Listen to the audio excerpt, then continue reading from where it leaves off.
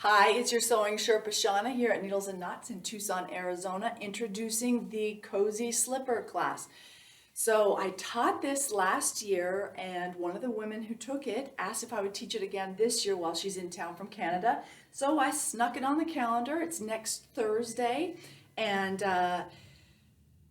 you can bring your own fabric for this and all the findings for it, but I recently came across a few yards of camel hair wool. So it's a fabric that was huge in the 80s. If you had a camel hair trench coat back then, you were somebody. I always wanted one, but they're really expensive, multiple thousands of dollars. The camel hair itself sells between $150 and $300 per yard. So that's when I was like stoked that I got a hold of a few yards of it. So I've squirreled away a little bit for a Prada-esque skirt. Prada's got a skirt out this season made out of camel hair, and it costs, I think, around $2,500. And then I saw this wool Melton, camel hair wool Melton baseball cap that's selling for about $200. Put a little aside for that. And then I thought, oh my gosh, wouldn't it be cool to do the slippers out of it? So I made a pair with this new pattern I was interviewing, and I love these slippers. Love these slippers. Or the dogs, actually. Can't leave them on the floor. Leather soles. So I had leather soles in my slippers last year. They lasted really well. I sent them to the washer and the dryer multiple times. They look brand new. The camel hair uppers, and then the cotton batting on the inside, so it's an all natural slipper.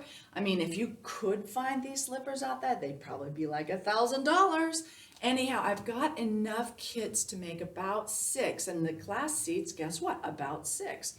So if you sign up for the workshop, you will get a free kit to make a pair of these slippers. Now, you don't have to use them in the workshop. You could use some scrap fabric or something, but they're going to turn out. The workshop is a full 8 hours. You'd be surprised at how long it takes to make your first pair of footwear, even your second pair. It takes a while to kind of like settle into the flow of it. And we're also going to spend a little bit of time talking about how to embellish the fabrics before you assemble, like the order of doing things like the embroidery or the monogramming, the labels, whatever the trims.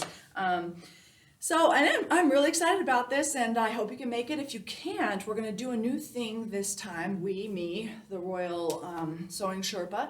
I am going to create a sew-along tutorial written